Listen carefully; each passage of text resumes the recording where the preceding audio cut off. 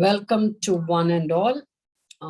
As Sripriya has already mentioned, and you're all at a stage where you've got the information and the knowledge, all that is needed to know about palliative care service. Then everyone will be having in your mind, okay, they told that pain is so important, for that we need opioid. How are we going to get it?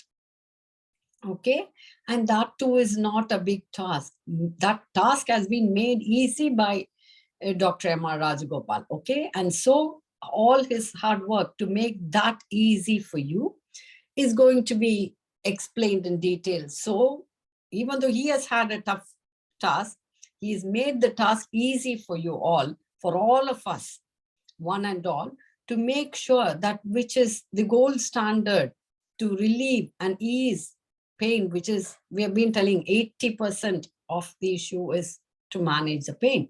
And that is going to be, that important information is going to be shared and imparted to all of you through Dr. Mr. M.R. Rajagopal. Okay, you are aware that he is the founder and chairman of Palliative India Trivandrum. And as I've been telling, this making opioid available has been one of his maximum effort accomplished work, which has made it available today. And he has been honored by the Human Rights Watch in 2014 with the Alison Desforges Award. And he is also well known through the film released by Moonshine Agency in 2017. And in 2018, he was honored with Padma Shri. And very important, recently, his book, Walk with the Weary, has been published, which is worth a read to know what it is and what all he has gone through to where we are. With that, I hand over it to you, Dr. M.R. Rajagopal sir, to take us through the session. Thank you, Radha. Thank you, Sri. Hello, everybody.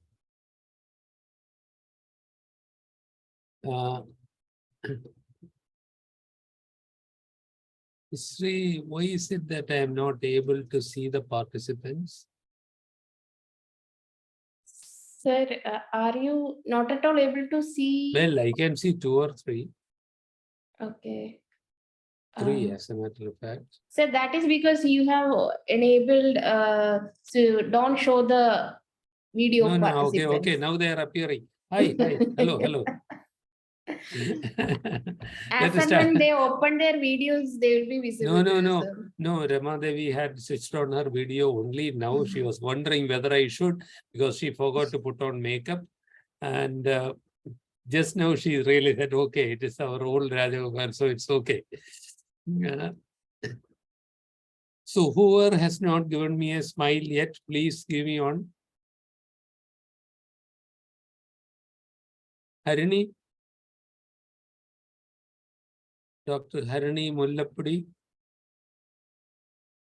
Some problem. I don't think she is able to hear me. Okay, I think we'll get on with it. Hey, listen. If you need to start antibiotics for a patient, you don't have to do anything yourself. Your hospital will make it available. For most medicines, your own interventions are not necessary.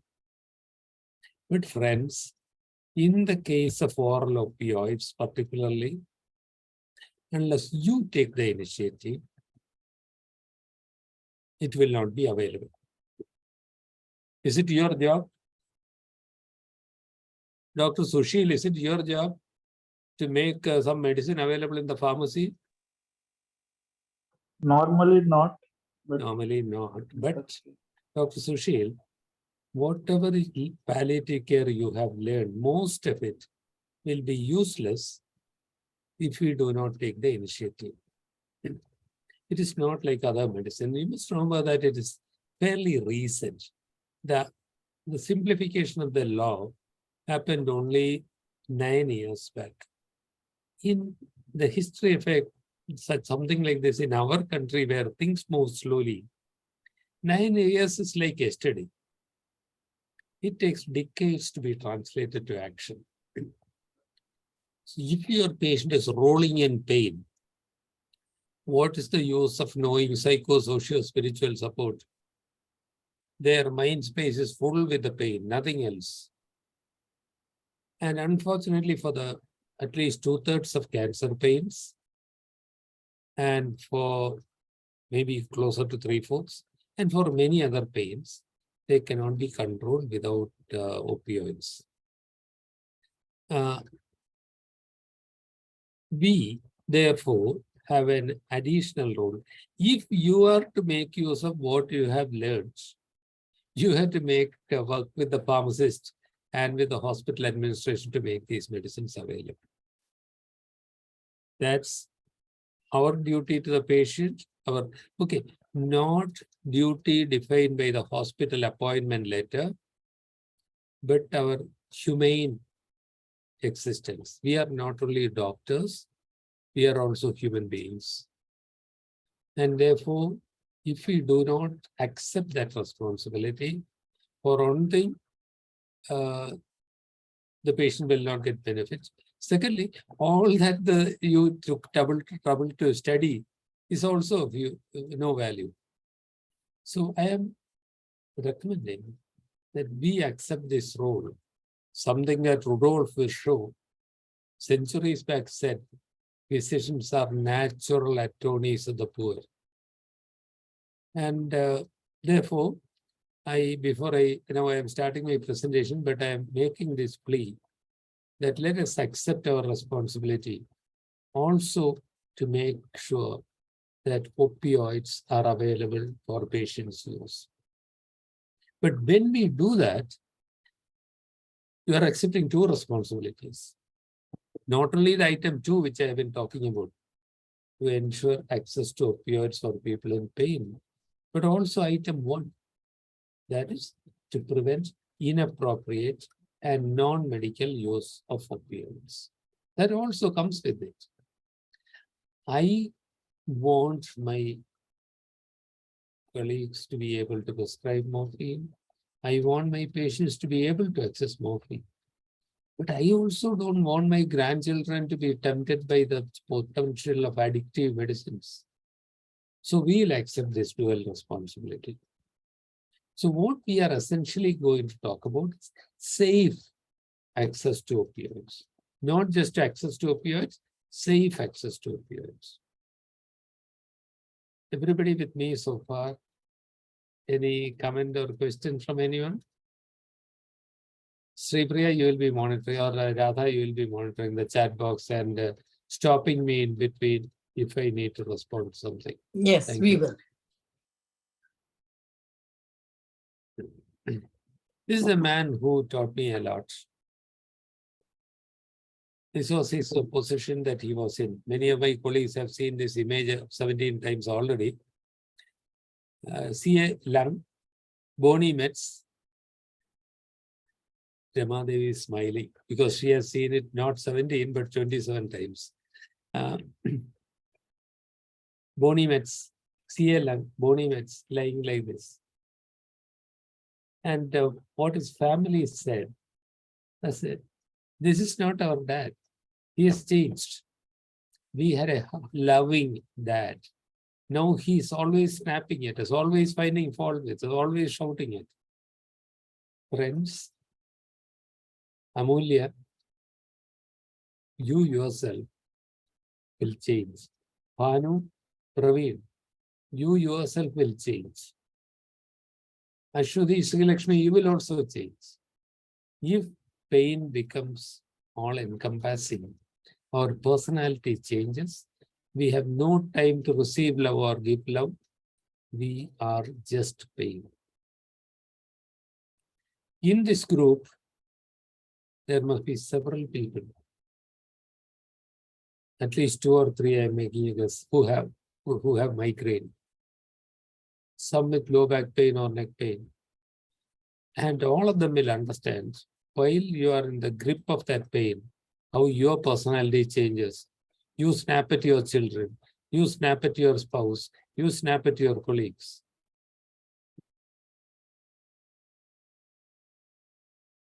And in less than 1 hour, after less than 5 rupees worth of medicine, he sat up and had his first cup of tea in 3 weeks. And if you think he was profusely thanking us, you are mistaken. He was very angry. Not with any person, but I, before him, at that time was representing the medical community. And he asked me, if this was not possible, why was I made to go through hell for 6 weeks? Why was I not given this? What kind of hospitals are you running? I believe that was a very justifiable question. And we have the collective responsibility, not only to try to answer the question, but also to find a solution for this problem. Even now, after a quarter of a century after I treated him,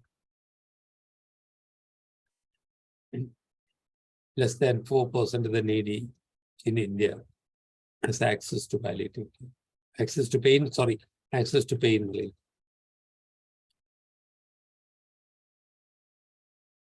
The numbers are about 7 million, according to the estimate of the Lancet Commission report of 2017. But that does not take into account the emergency rooms, the intensive care units, the operation theaters, hospital wards. Acute pains are not included. So the real need is likely to be closer to 10 million. 1 crore of us are in unrelieved, serious suffering. From the something, single convention is named after a person. His name was single. That's why the name came. Even in 1961, they said this. The medical use of narcotic drugs continues to be indispensable for the relief of pain and suffering. Wait a minute. What do you feel about the use of the term narcotic to describe opioid medicines?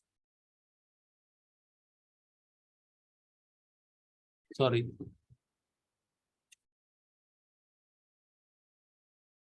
Everybody happy with that term?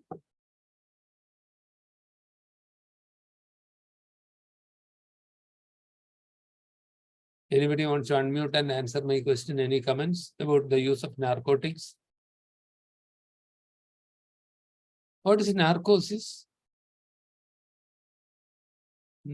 Diminished level of consciousness, sleepiness.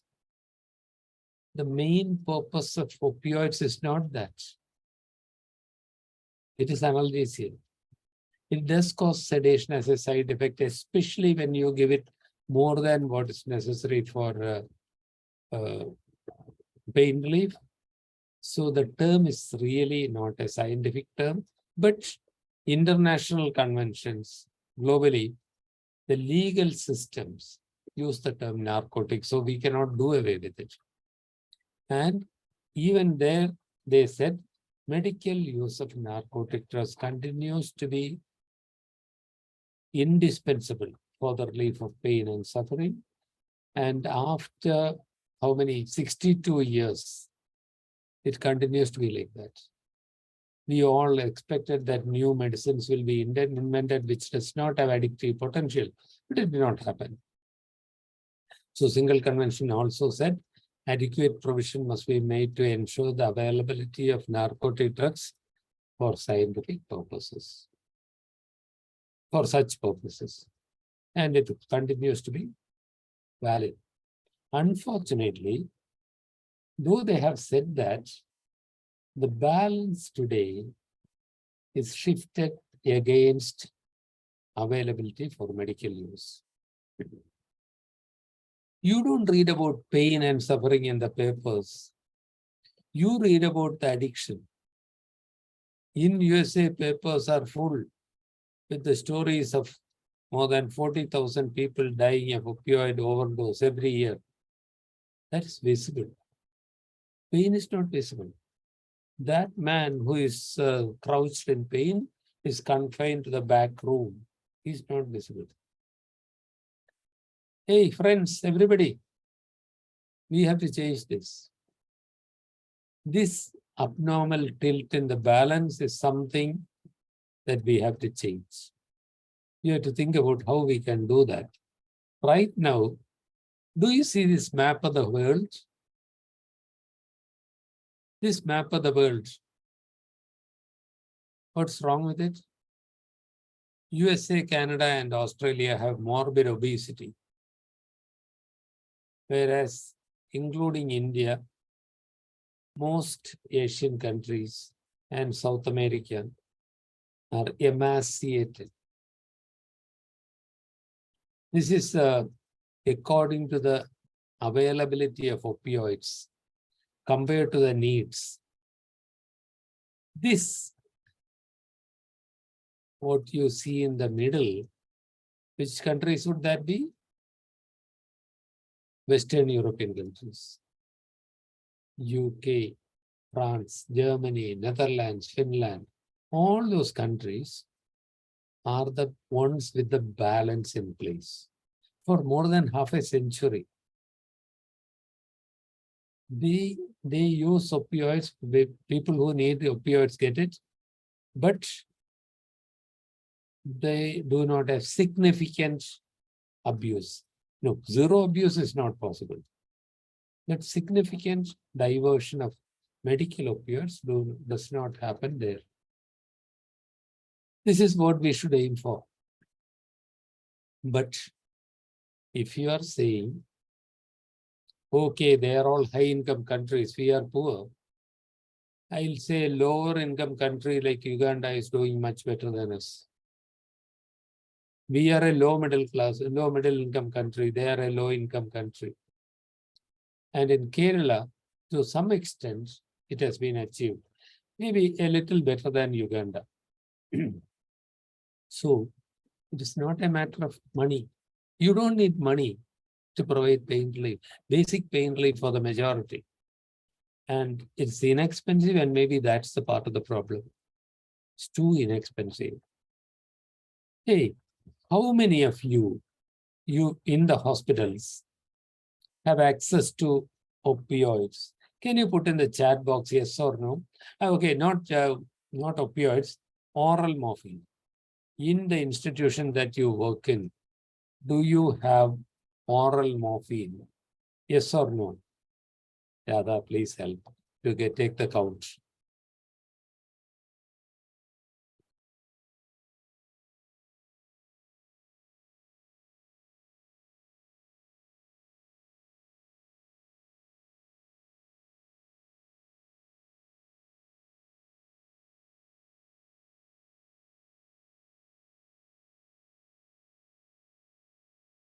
Radha, where does the balance, I mean, like, do more people have Six it? Or so far, 6 yes and 5 no's.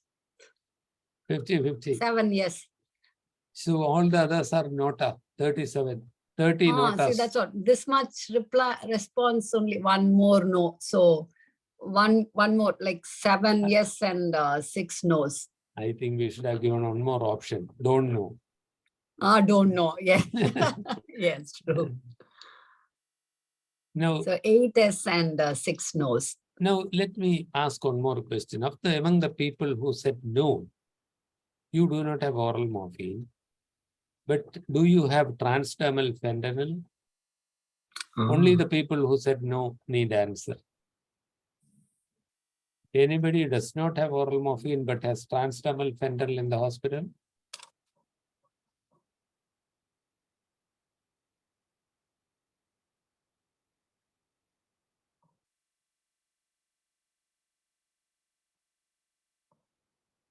Okay, now notas are increasing.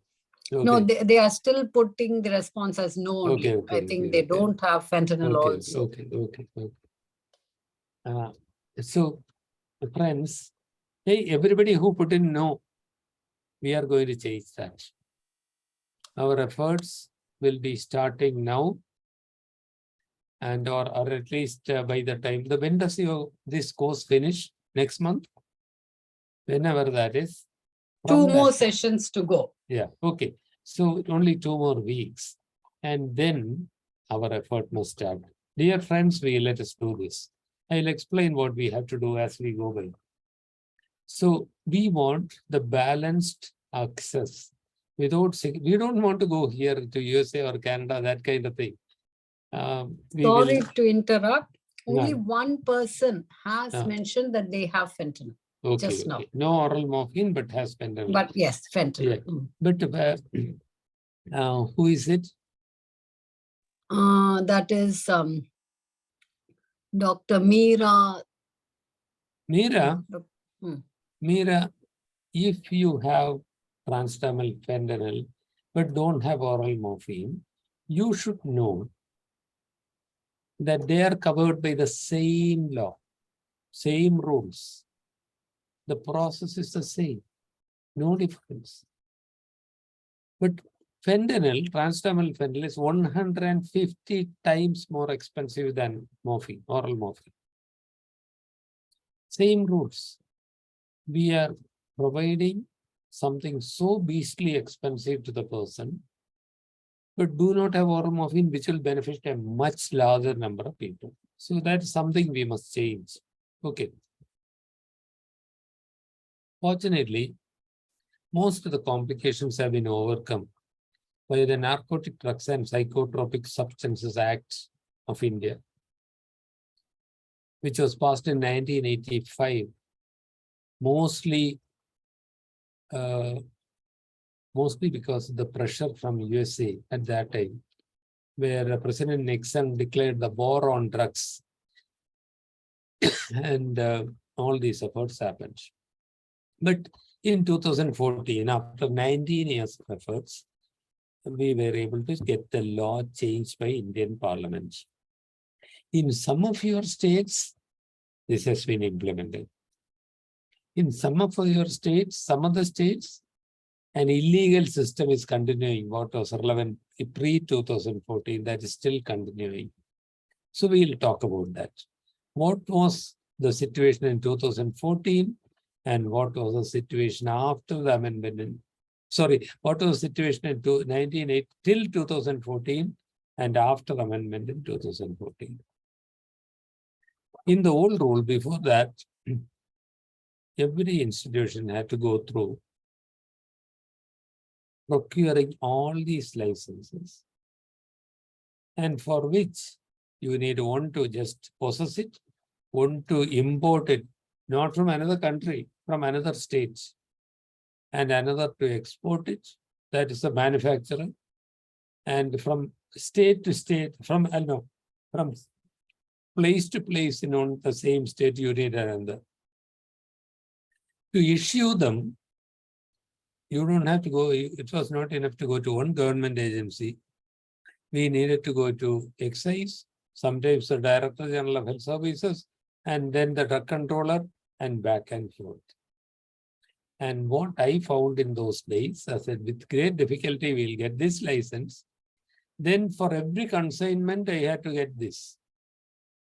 If the other state's manufacturer has a problem in getting the export permit, when he sends the consignment, my export permit has expired validity. He cannot open it. I had to send it back to them. This horrendous trouble was plaguing us. But after the amendments, individual states do not have different rules. The whole country, whether it is Delhi, Lakshadweep, or Kerala, we all have the same rules. So the rules also, the law also brought in a class of medicines called essential narcotic drugs, ENDs. Do you know anybody among the drugs that we use for pain relief, what all are classed as ENDs, essential narcotic drugs? Want to take a guess? Unmute and speak or chat.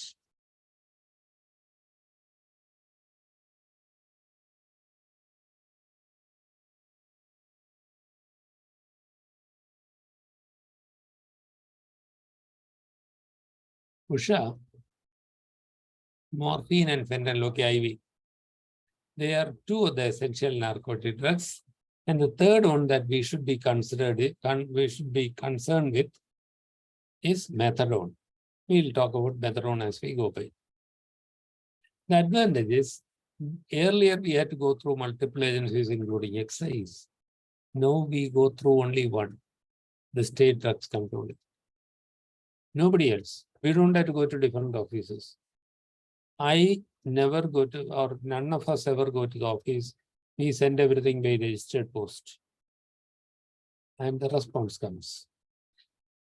If with one application, RMB, the state drug controller, approves my institution as an RMI, we don't need any licenses. We can just go ahead and procure the essential narcotics, morphine, fentanyl, or methadone. Namaste. Amulya, is that clear? Yes, sir. Thank you. Usha, you have morphine, fentanyl, and methadone, but I don't know whether you have. Usha, where do you work? ಆಯ್ತು ಬಂದ್ bike ಹಾಕ್ಸ್ಕೊಬೇಕು ನೀನ್ ಅಲ್ಲಿ ಇಟ್ಕೊಂಡು bike ಹಾಕ್ಸ್ಕೊಬೇಕು. Sir, I work in MVJ Medical College, Hoskote, near Bangalore. Sir. Okay.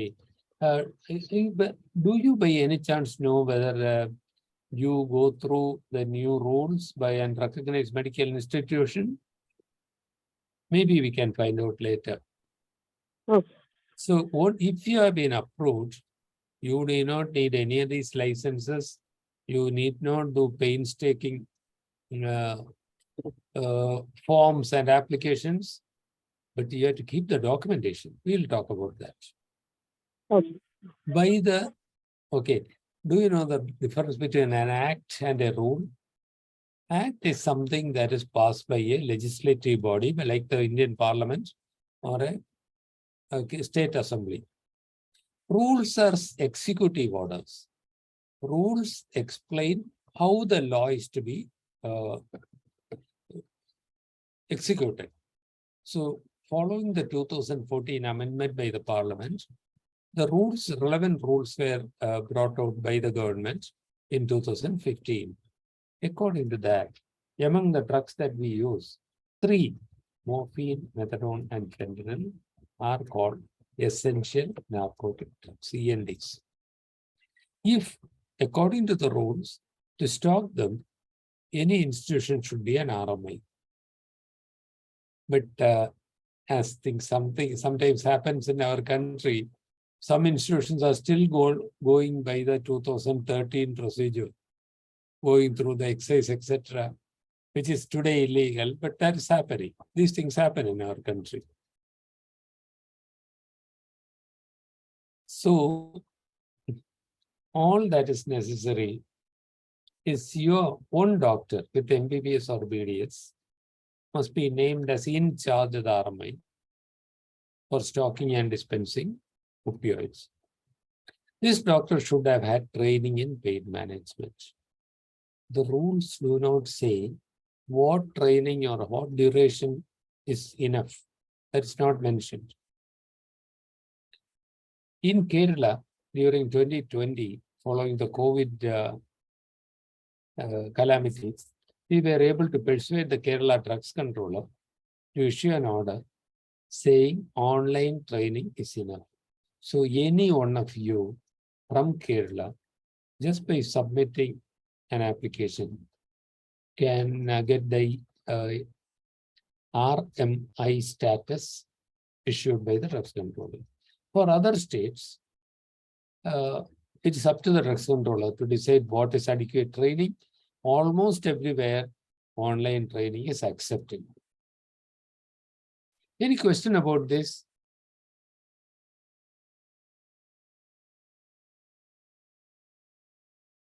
Anybody?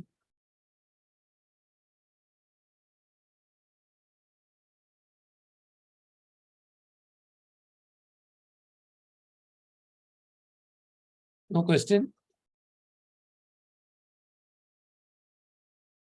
I am sure Nothing in the chat. at present. So I'm sure somebody must be having some question in your exactly. mind. They will come up maybe. Hello, wake up everybody.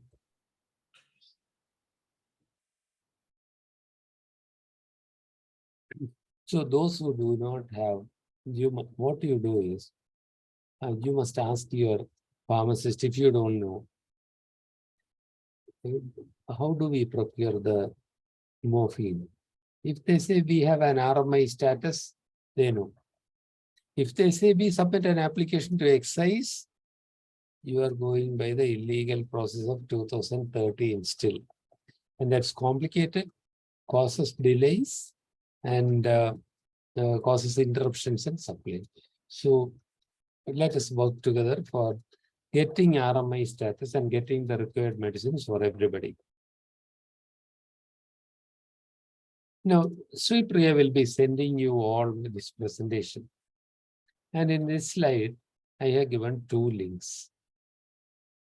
The first one gives the relevant forms. To start with, you need only 2 forms. I will show you them.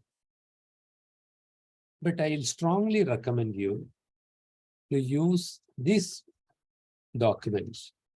It's also on our website, which is prepared by Dr. Nandini Vallath, the head of the Department of Palliative Medicine now in St. John's, and by Dr. Naveen Salins, the head of the Department of Palliative Medicine in Manipal. The 2 of them have created this excellent document. It's only a couple of pages, 2 or 3 pages. Please read them. It's good. And the forms, as you require every form, you can access it. So I'll show you the forms you need to start with. And once you submit them, I recommend that your hospital should send it by registered post. You should have all the records. Please get a file and keep it only for matter of ENDs, one file for that. Every time you send something, please keep a copy. Very important. Because after some time, you know what happens in government offices. Somebody says, oh, we can't get it. I don't have it. You should be able to show the receipts. Here, this is what I sent by registered post on such and such a day. You don't go there and fight with them, but say that I had applied on such and such a day. So I can give you another copy. Here it is. And that should generally work. Please do not pick a fight, but on the other hand, never give a bribe. You may be very committed to your patients, and somebody is asking for something, never do that. Because once you start doing it, there's no end to it. In all my, oh my God, 30 years of palliative care, the organization that I worked in never paid a bribe to anybody. And after some time, you get known to be these conjures people. They keep troubling you. We might as well give it to them. And ensure documentation. Once you get this letter from the drug controller, hey, you are an RMI, approved as an RMI, then all that is necessary to keep a copy of that and place an order with the supplier. Say, for example, in Kerala, we have a manufacturer in Kochi. There is Tablets India in Chennai. Kochi is about 1/5 less expensive than most other brands. There is Rosan and others. So your application should have a covering letter stating the purpose. You have to fill 3 forms, 3F and 3J. I will show it to them. Show it to you right now. You have to give your name, the person with the training, and include your MBBS or BDS certificate, your certification with the medical council, and a certificate that Sri Priya will be sending you at the end of the course. Certificate of training. I recommend, though it is not the law, that you send a self-addressed stamped envelope. You know what happens in government offices. These are the two forms. This is form F. Let me walk you through this. Name and postal address and telephone number, etc., etc. Not very complicated by any chance. Who is the head of the institution? The medical superintendent or director or whoever that is. How many people are employed in the hospital? It may be just one. In a palliative care unit, standalone, it may be only one doctor, that's fine. Or it may be in a huge hospital, it may be 347. And I am sure that the controller is not going to come and count. And if the number of nursing staff or doctors that you give is 7 more or 7 less, who is going to bother? They have put that in the form. Okay, let us go with that. Say whether you have a home care program or no. You just say yes or no. What's your RMI form? Okay, in your case, it is palliative care. Another hospital may not have palliative care, may want it only for pain management in the hospital, or it may be for treatment of addiction. So for us, it will be palliative care. Who is the doctor? That's your name. Or if there are 3 of you, give the other 2 names also. If you are a repeat applicant, each certificate is valid for 3 years. If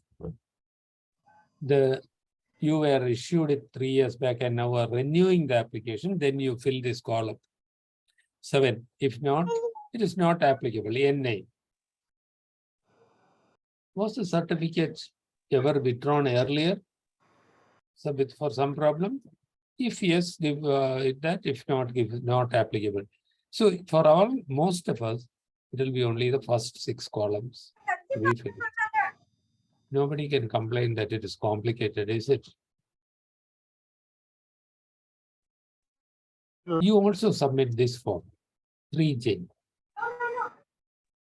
Now here is something that may puzzle you. If you have a notepad by your side, please make a note of it.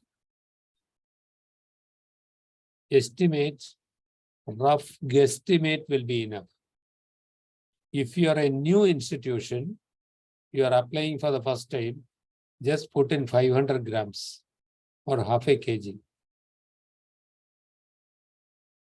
This is not applicable if you are a first time applicant. You are the institution's name. If it is the same, okay, this is also 500 grams. This becomes valid. Becomes different only if you are asking for an additional quantity. So here you write, okay, oral morphine tablet 10 milligram, oral morphine tablet 20 milligram, oral morphine tablet 50 milligram. It's better to specify even if you don't, that's okay. Fentanyl transdermal, methadone syrup. And then here, if you are a new applicant, write new. And put in what I said, a rough estimate 500 grams to start with, no problem. You are not likely to use more than half a kg in the first year. If you are asking an additional amount only, then this becomes valid. If it is not applicable. And if you are asking for a revision, what is the reason? Our numbers have increased, that's all. Now, though I said all this, you may still have doubts. That's when you call us. Please don't consider our relationship ended when the course is over. Let us be fellow travelers. We have a facilitation team for different zones, south, 2 for the north, northeast, central, etc. We have project officers, people who will work with you to make opioids available, to get the certificates, to help you to fill the applications if you have any doubt, etc. But please remember, send the documents by registered post, keep the receipts, and I repeat, keep a copy of every document in a file dedicated for this purpose. So once you have sent the application, the drugs controller may send in a drug inspector to inspect. All that is necessary that you should have a safe room and where it can be locked up. Safe cupboard, not a glass cupboard which can be broken, but a steel cupboard. That's all. And you, the doctor with training, that's enough. And if they come and say, okay, submit the floor plan, that's what happened in one state recently. They said, submit a floor plan of the institution. Submit a copy of your NABH accreditation. Just tell us. We will write to them quoting the rules, saying that this should not be done. That's not the principle of the amendment. I'm sorry, but the people should not be asked. So there may be initial teething troubles. Please let us work with you. Any questions?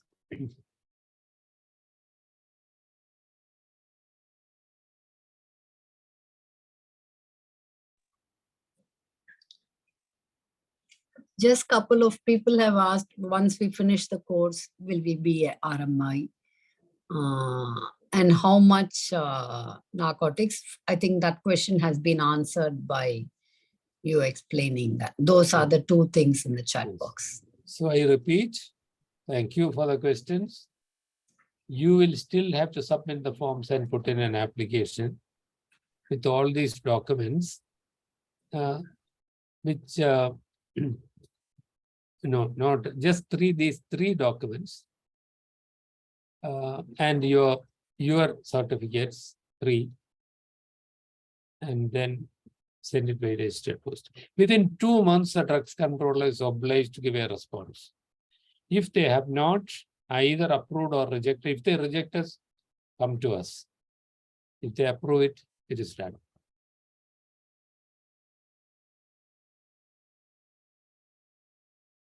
Now, a form has been given in that order about how to keep each document, each dispensation. This is how we keep it in Parliament. Every receipt is entered on this date from this manufacturer of this batch number. We got a supply of medicines manufactured on this day with expiry date on this day, and the total quantity received was 24,000 tablets. We keep separate registers for 10 milligram, 20 milligram, 50 milligram tablets, separate for injection, separate for fentanyl, separate for methadone.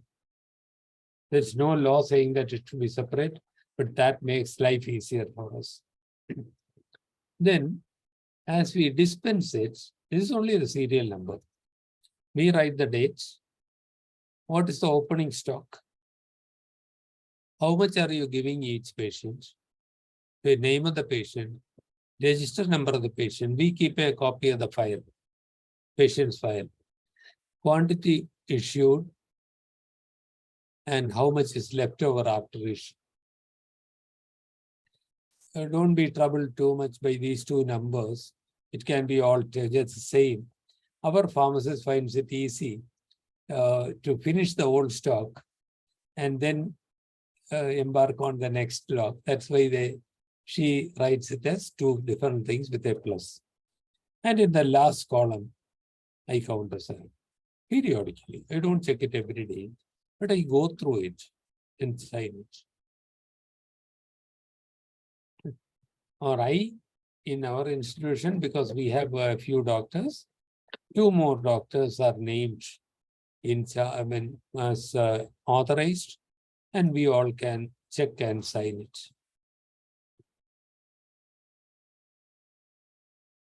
One more point to be mentioned here is, by the rules of 2015, all government hospitals are deemed to be RMIs.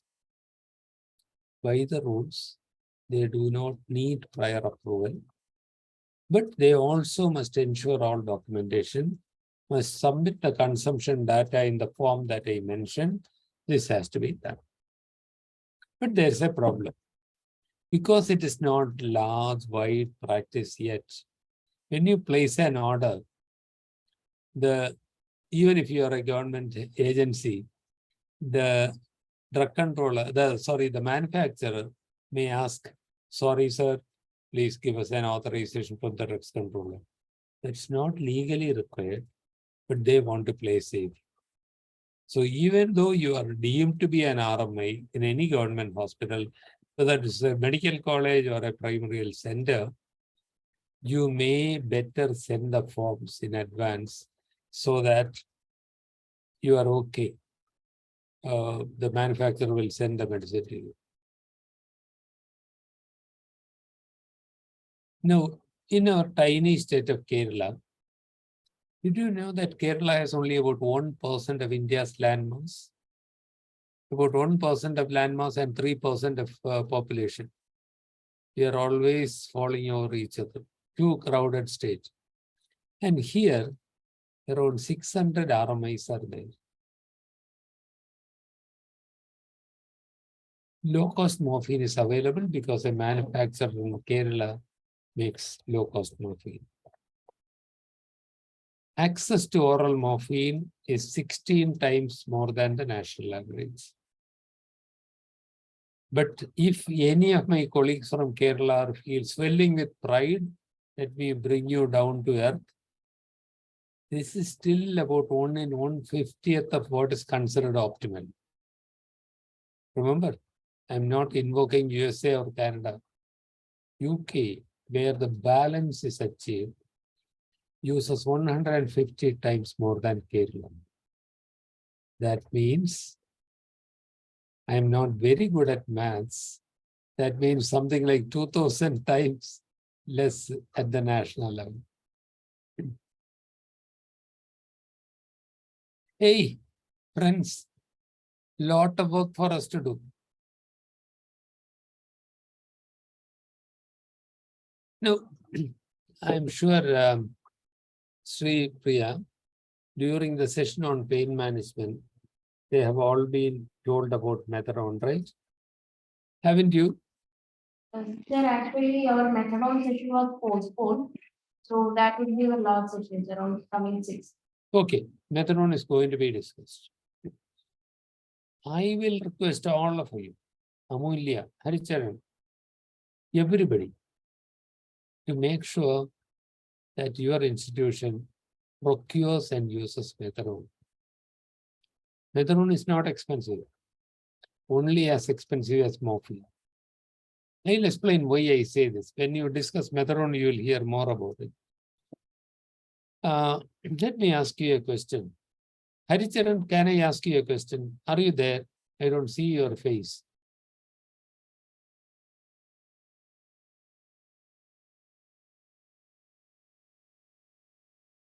Haricharan, if you are there, please unmute.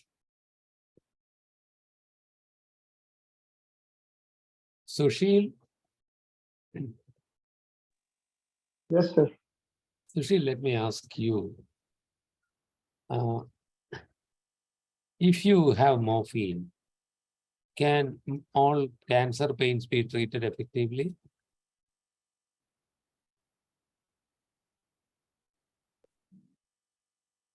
The answer is No. here in the top. No. Yes, correct. 75% of all cancer pains can be effectively treated with morphine, but 25% may not. There will be some relief in many, no relief in some.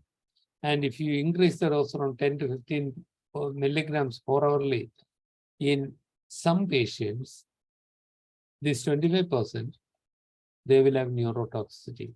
What are the manifestations of neurotoxicity from morphine? Morphine neurotoxicity, who is going to answer that question? neurotoxicity, neurotoxic manifestations of oral morphine. Either better unmute and speak, or at least put it on the chat box.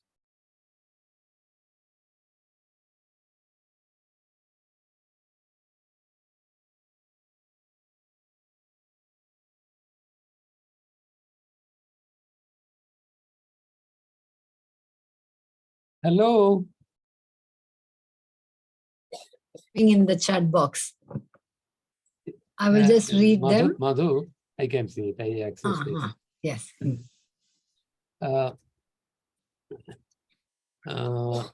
Narayana, I will come to your question later. Madhu, well, not really. Not with morphine. Among the opioids, the one with the pro-epileptic action is tramadol, not morphine. But sedation, yes. Severe sedation is a problem. No, not really convulsions, but what else? What else? Anybody? Apart from high sedation.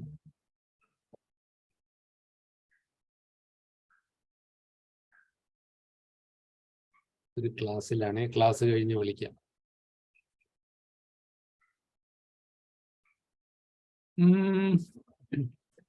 Delirium. Swati. Very good, Swati. Okay. Main problems are increased drowsiness, delirium, and when Narayana mentioned convulsions, what he may be meaning is myoclonus. It is not typical seizures. What you have are jerky movements like this. Just like people lie and do that both during sleep and when awake. Myoclonic jerks. These are the signs of neurotoxicity. So, in those 25% of people who do not respond well to morphine, vast majority can be effectively treated by methadone. As I said, it's inexpensive. But friends, next session, whenever Sri Priya brings you the methadone session, please learn as much as possible. It is not, the use is not as simple as that of morphine because of the side effect profile and slow building up of the blood level. But it is inexpensive and you must all stock it and use it. But I'm not going into the details now because it will happen later. So friends, one thing that you will have to do, if you don't have morphine now and you're still using it for the first time, there will be raised eyebrows. There will be several colleagues, super specialists who say that, hey, what is this man Haricharan doing? He's trying to kill our patients. Amulya is trying to make all our people addicts. These questions will arise. Please don't get angry. Please be patient. And some people cannot be changed, but most people, if you explain patiently, will listen. But I would say, before you start, if there is a monthly or weekly clinical meeting, go there and talk about pain relief. Go there and talk about morphine. Let us educate your professionals, but also some public awareness. If through social media or through newspapers, very often there are regional newspapers who may carry your article. And work with us, please. Work with our group. You will have doubts. Your officials will have doubts. Let us clarify them and make sure that rules are implemented. What we want is this balance. Balance where inappropriate use is prevented and availability is ensured. No pro-opioid or anti-opioid stance, pro-patients and anti-suffering. And be remembering that addiction is also suffering. We don't want to cause that.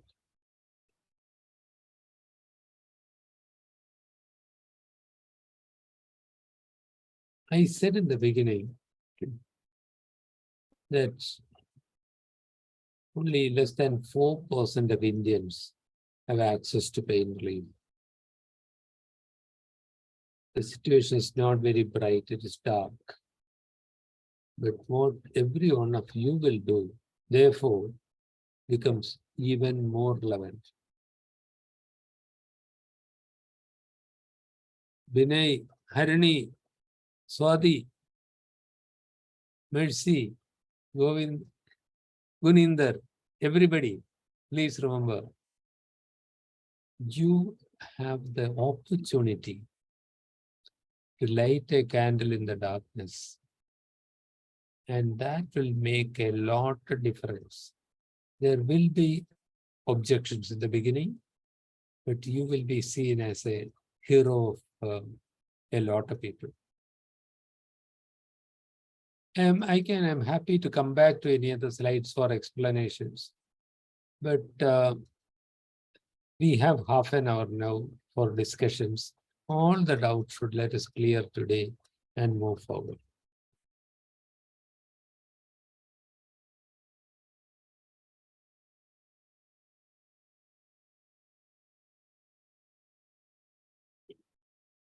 Radha, do you want to get a discussion going? Yeah, I was just about to see, some people have said that they have IV morphine, and like just to know from them, is that why is nobody, do they have an oncology service, or is there the need, or they have patients who need it but still not available, something like that? Whoever mentioned that, I think it was, let me check in the chat. There's a reason.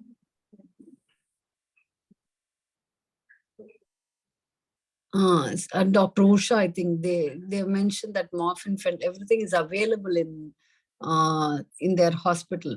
So no madam, no oncology service and no palliative care. Oh, they've answered.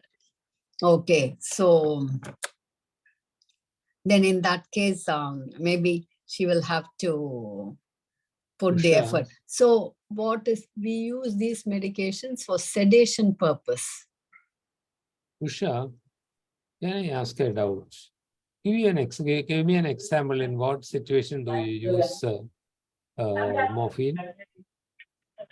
Sir, I'm being a pediatrician. We use this morphine for whenever the babies are on ventilator, Okay. to reduce the distress, and also during intubation also, sir. Okay. But not for pain relief when the children are in pain. Of course, there will be pain also. It will help in relieving pain. In also, these patients, what I mean yes. is like post-operative patients, children coming after accidents, etc. So they may not be being used in those contexts. So Dr. Usha, that is something that you will have to champion. Children are subjected to horrendous pain. Which institution are you in, Dr. Usha? FCPM Medical College, sir. Where? Near Bangalore, sir. It is in Bangalore rural. Is it BJ? B for Bombay. MVJ Jairam Medical okay. College. Okay. So, do you see children with burns there in your hospital? They must be going yes, somewhere. Sir. Yes, sir. Yes, sir. And burns causes such agonizing pain, and very often children are left with no pain relief at all. So, even though you do not have an oncology service, Dr. Usha, I hope you will let us work with you to start the palliative care unit in Jairam Medical College. And you don't have to have an oncology service there. There'll be people in the neighborhood. There'll be plenty of need. So, Radha, so you know that I am about 1 million years old. When No. we were, no, not a few years short of 1 million. Yes, but when we were house surgeons, the state was the same. We could have injection morphine, but not oral morphine. Oral morphine had disappeared much before that because of the restrictions brought in, because of fear of addiction, etc. In Misuse. fact, Hmm. injectable is so much more addictive than oral Yeah. because of the high blood levels, but that's the way it happens. And it's still continuing. So for people in till the 1985 amendments, we had no problem in accessing morphine in the wards, injection morphine in the wards, in operation theaters, ICU units, etc. Things started changing only later. But oral morphine was never there. But my professor, the great Dr. G.K. Warrior, in our classroom, said, he was cursing politicians. These politicians are killing our country. Hmm. He said, when I was a young doctor, we could have morphine, oral morphine, such a beautiful drug. But he's talking about the 1950s. And then it stopped. And now everybody is unfamiliar with it. And Usha, let me warn you. When you go and start talking about morphine, people will not believe you. Morphine, addiction, respiratory depression, all these you will hear. So we have to be patient and take on the mission. So morphine everywhere, this is the problem. They have injections, but not tablets. Anything new, any change is resisted. And it takes sustained action to overcome resistance. And therefore, Usha, you should not be alone. Let us walk with you. Meera, There you are have raised your hands. yes, and also there's a question also. Let Mhm. Dr. Meera go ahead, and then there's another question which I will say also. Okay. This is Brogan. Yes, go ahead. Uh, Yes, go ahead, I Dr. just have Brogan. some thought regarding the morphine availability. I'll just cite example of my state. Morphine is available in some pharmacies. We Which can state? prescribe, Which state? and they can state? get. Which Then state he's is from this? Manipur. Oh, I'm sir. talking from Manipur. Okay. Manipur. Mhm. There is sort of brands from, I don't know exactly, is it the Pallium or not, a brand from Kerala Mhm. who is working on palliative care here with one of the private institution, that is Caesar Hospital. Mhm. Now, two things are there. One, regarding the demand and supply. Now, doctors, they know that morphine is needed for the burn patient, for the palliative care, for the heart attack. Mhm. But again, the authorities, those who are in a higher up, they are not willing to take the responsibility to become the RMI or to keep it in stock. Mhm. This is one scenario. At the same time, patients, I would say that the public is not aware of the usefulness of morphine in these conditions, and they don't demand it. That is one of the reasons why most of the hospital and doctors, they're reluctant to keep it or to prescribe that one. So my point is, if we create awareness to the public about the morphine, its uses and availability, I don't know whether it will be on the effect of that one, whether it would be on the better side or the worse side. No. Is there any experience from other states where they did this sort of a awareness campaign to the public and the sort of demand side is increased so that the authority, they can think of keeping with them? Doctor, sorry, what was the name? I did not Brogan. catch. Dr. Brogan. Dr. Brogan, thank you. Thank you for bringing the issue up. So you are asking whether we have examples elsewhere. First about having it available in the pharmacies. It is legally permissible. Most drug controllers in the states do not allow it because they are worried that there may be abuse. So Delhi has morphine in pharmacies. Gujarat has morphine in pharmacies. Manipur has morphine in pharmacies. A couple of other states also. But the majority of drug controllers do not authorize the stocking of ENDs in private pharmacies. The general feeling is that institutions are more responsible. Now, even when pharmacies are authorized, Dr. Brogan, it will be very limited number of pharmacies that are allowed to use it. Not every pharmacy. They generally give it only to institutions that they are comfortable with, confident about.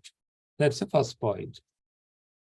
So in some states, apart from the process that I mentioned, you can write a prescription in a letterhead, the institution's letterhead, 2 copies. You will have to submit a duplicate prescription so that the pharmacist will store one copy or as a document and give one copy back to the patient. That's the process. About the other points, I earlier mentioned the value of awareness. And Dr. Brogan is questioning, will it have a negative effect? And my answer is, not only in opioid access, in all of healthcare, awareness is the key. And Dr. Brogan, initially it can be discouraging. Your own teachers will come and say, hey, Brogan, what are you doing? You are using dangerous drugs. You will have to be patient and not fight back, but nevertheless take a firm stand and give your explanations. Public awareness is a must. Say, in the early days, in the 1990s, one cancer center did not mention the name of the drug. They thought if you write morphine on the envelope, on the label, people may know it and then may misuse it, or people will be scared. So they just wrote the chemical formula, which of course was of no use. But then many people were angry. We have to improve the awareness. Short term, you may hide and escape. But if you are giving me a medicine, I have a right to know what it is. And it's particularly important because if I know enough, I'll keep it safe. If not, I'll keep it lying around. And that's the risky thing. So not only will it help, your question was, will it help? I am saying not only help, this is a must. Public awareness and professional education are a must, I would say. Question asking whether it could be used in homes. I think they meant for patients at home. That is one of the question in the chat box. Yeah. So, Radha, Hmm. I have been speaking non-stop for an hour and a No, few minutes. I was about they are to. tired of my voice. No, I see. Okay. I was just waiting. Like once Okay. you see, you are giving the more regarding awareness and things. From all the experience that I've had, it is initially a struggle. Like when for the experiences what I've had, I would say, sometimes patient, sometimes the carer themselves. You give something else. Why are you going for more? They can say. But though in those type of situations, like, see, we may need to spend little bit more time. Okay. See, some patients may be willing when you explain and they may take it. So, and if not, so what you may have to do, you may having more patients to see or something, give a little bit more time, see the patient or ask them to come back, wait and come back. Like, for example, you're having 15 patients, you see, and then spend a little bit more time and tell them the pluses and explain also all their fears. Tell them that when it is given orally, because see, all these misuse and things happens through the route of administration, like smoking, IV. There are so many things. These things have to be explained to them. Because see, not everyone will know everything. The same trouble only happens with our own professional also. When you explain, all these unwanted things come up first and they don't put things together. It is not just by oral route that these things happen. So when you explain all this, it will have a positive impact. So we need to give some time. And one suggestion is, like, for example, you can have in your clinic itself. See, nowadays you have advice for diet and things, which we do, like one Wednesday 10:30 to 11, something you organize and do one session in a month or one session in 15 days, get some, and then that will spread through word of mouth. Okay, that patient one patient you may be explaining. When you're going to talk to 10, 15 people, there may be an attender, okay, who will pick this up. And she would have had some friend or relative or someone in the village or someone, oh, they are struggling like this. So she may go and tell, oh, I heard this when I went with somebody else. Why don't you go and try? Especially with anyone with severe pain and things like that. When you see and use it, it has a wide range. Like oxygen, this is also a drug, has to be used appropriately, given in such a way that you explain everything. Tell them no respiratory depression, addiction won't happen. And one person sees the benefit, then it will happen by itself. Because still, as Dr. Rajagopal has mentioned, I have so many friends who say, like, for example, I have worked a lot in Tamil Nadu. There are some places, outskirts and like suburbs of Madurai and all, still people with malignancy or something don't get oral morphine, which is so cheap, can be provided. When people struggle like that and all, it's unfair, no, for us to say that we are unable to provide the service. And on the other hand, when you see patients have this and get the benefit, they themselves will come back and they will have a better quality of life. Nearly they wouldn't, like you saw this patient bow down. They will come telling that they were not themselves. They couldn't do even basic. Then with 5 milligram you start, even with 5 or 10 milligram dose. If it was a woman, I remember see a lung patient who couldn't do anything. And then within 1 week or 10 days, she started cooking. So the daughter came back telling, oh, my mother is totally different. She's doing everything. She had such a comfortable lifestyle. In fact, until she died, she was stage 4, but she was not at all like that. So all of you will have to see to believe. Similarly, the same benefit you will see when you are using morphine, very low dose morphine for breathlessness. They'll be having oxygen mask, puffing, panting, not able to do anything. But just the 2.5 milligrams you would have given, 2 doses. And then third day, they will talk. They can talk sentences. So the relief what they get with these medications, and see, getting them like for the order, like see, regarding the prescriptions and all we said, for that also we used to say one simple thing. Okay, when you go to a bank, you need your passbook. Without passbook, can any of us get a amount of money that we need? No bank will give. So when patients come, like when we say, no, you have to have all these documents. See, these documents are to protect the patient and protect ourselves. None of us also should have any bad experience. Okay. So these are things not difficult at all. So you give examples.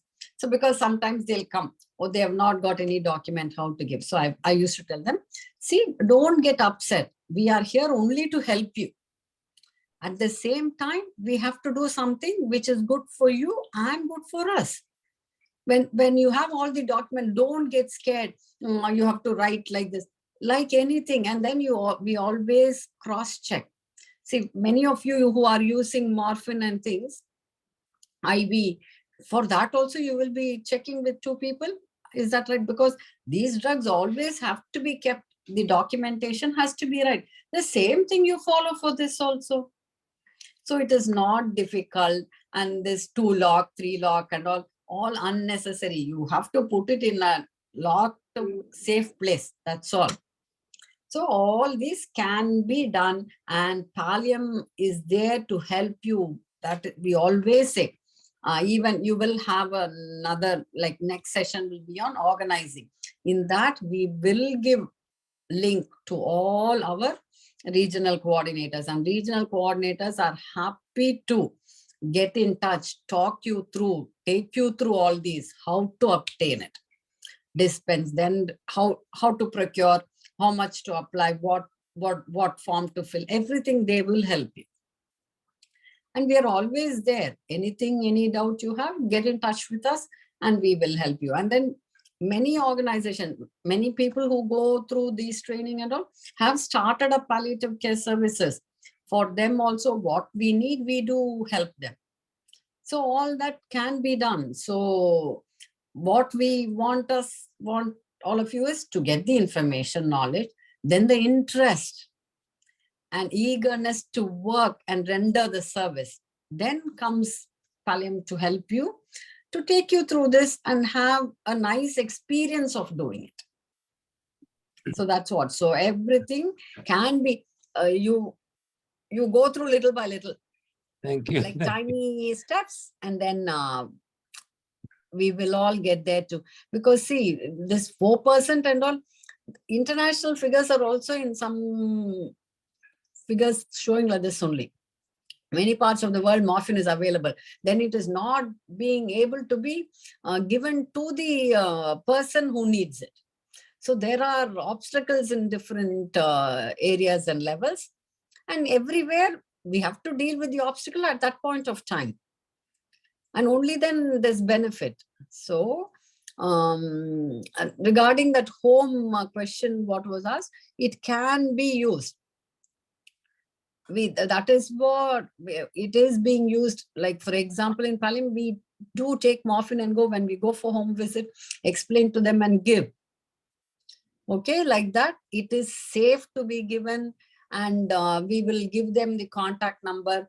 Like start with the dose, what we start, we explain like completely by, like we write the time, dose, everything is given in detail, and then ask them to get in touch with us in a day or two, or if they have any symptom or anything like that, query. And then initially, until they settle to a dose which is convenient for them, we will frequently see them or contact them, and appropriately, once they stabilize on a sufficient dose with good pain relief or symptomatic control, then we will give them once in 3 to 4 weeks supply type of thing. And always we will check. This misuse and all, don't worry, once you start, common sense will help us. See, you can pick up, there are so many ways and means of finding all that. They may come in for frequent, 4 weeks are giving. So all those, if they come back in 2 weeks, so something, there are cues which will help you to pick up. So nothing to be alarmed or anything like that. And awareness, even you may have to do great amount of awareness among our own colleagues. Because everyone is not aware, no? They're regular patients, they may be seeing something. So once you put this, then even though they may retaliate initially, then they will go back and think. Then when someone in their own family or something needs it, they will come to you. Oh, you told that day. So I would like to get some help. They will come. Like those type of things do happen. Let me check the chat box once again. Sushil, how do you pronounce your second name? Chug. Sushil Chug. Sushil Chug. Sushil, let me show you. You asked for some FAQs, etc. So in my slide number 12, I gave you 2 links. And Sri Priya will send you the PPT. The first link, I have now opened and kept it ready to show you. Let me see. Sorry, just a second. I'll show you the document. Yeah, there it is.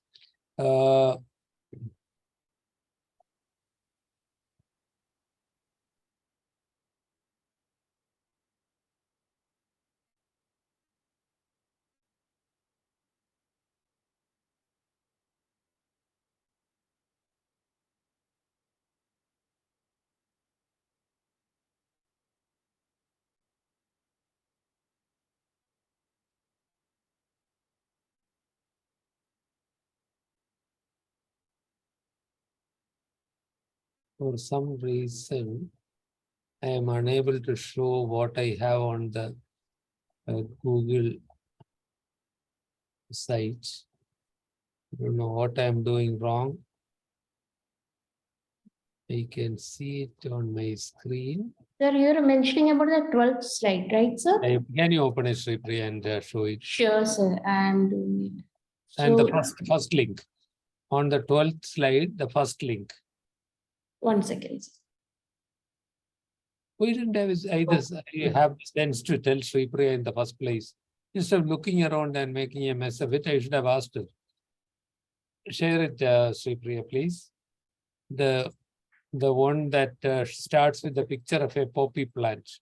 You all know that morphine is made out of opium, which is made out of the poppy, the plant that is cultivated under license in UP, MP, and Madhya Pradesh. So, will you open that page? Sir, we just got confused. Like if you're mentioning about the document. The apply to the drug controller of the state for the relevant forms. See, there's a link given there. Apply to drug. Open that link. Yes, sir.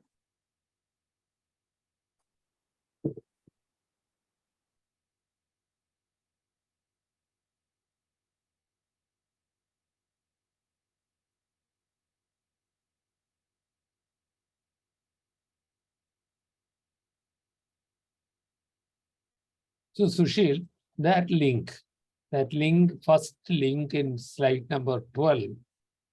Sri, are you able to show it? Yes, sir. Just sharing. Okay. So when you open it, you will see this document. No, that's not the one. Scroll up, scroll up. Scroll up to the top. The top. Is that on? That's the wrong document. So I must have made a mistake in giving No, sir. the. I believe you meant the FAQs on morphine, I guess. Yeah, Nandini document. Yes, sir. That Look the at link I have already shared in the chat box when you were No, mentioning. I am asking you, can you open that link Yes, sir. Yes, sir. so that I can. So Sushil, that has FAQs. That I think that I love that document. Thanks to Nandini and Naveen. So that will have this document. Sri, will you please scroll down? Put it on slideshow and scroll down.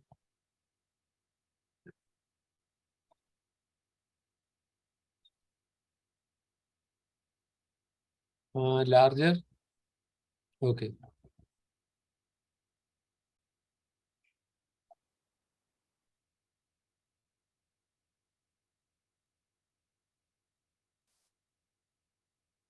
So I'm not going through all the questions here, Sushil and others. Do please take a look at this document. Download it and print it out if you want to, but keep it with you. And this will be very useful for everybody when you are starting.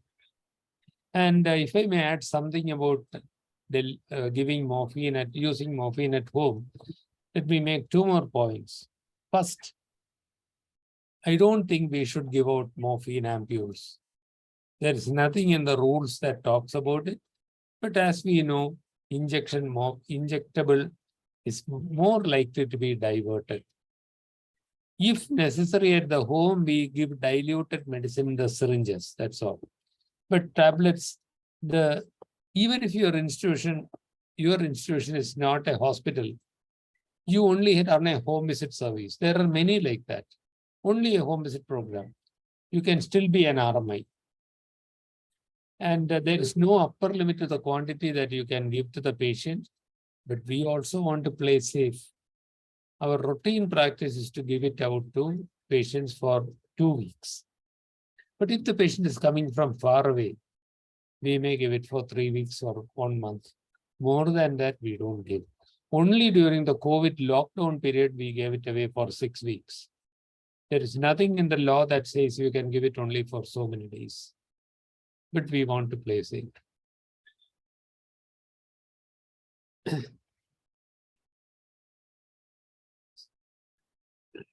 So Sushil, as you go through the documents in that FAQ thing, if you find important questions missing, let us know. Maybe we can put that up also on the website.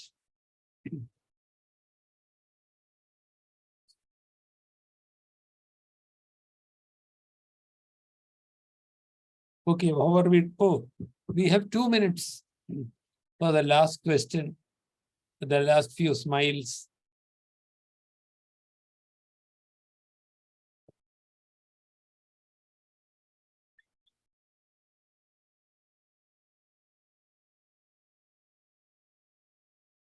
No questions, Sri Priya, we gift you 2 minutes. Thank you, sir. That would be enough to grab my quick cup of coffee for everyone in, for that matter, I guess. How many years will it be before we are able to serve a coffee virtually? Sir, if you want, I can provide you right away. No, I don't want it. You can give it. Naughty girl. No flavor coffee. Hot steaming cup of coffee in your chat box delivered, sir. So, dear friends, thank you all very much. May you all be successful, get a lot of happiness out of relieving a lot of people's pain. Atha, thank you for joining from far away UK. This is early afternoon for you, is it? Yes. Mhm. Thank you very much. Like you've given them an insight, and hopefully everybody is able to get the benefit out of it. Thank you, Well- one and all. Thank you, sir. Thank you so much for joining us. We do know, personally, me and Radha ma'am well know that your day has not even ended yet. You are going to rush into your other busy schedules. Still, you found out time for this batch, and you found out so much time to discuss with us, to motivate us to put into practice what all we have learned in the all other sessions. Thank you so much for that. Thank you, participants, for joining in. And we do hope that whatever knowledge you have received today will help you definitely in starting practicing whatever knowledge you have got. So with a promise that we will meet again in the next session with an entirely different topic and yet another experienced faculty. This is Ripriya along with Dr. M. Rajagopal and Dr. Ratha Venkatesan signing off from the Tips Eco Hub. See you in the next session. Till then, everyone take care. Bye-bye.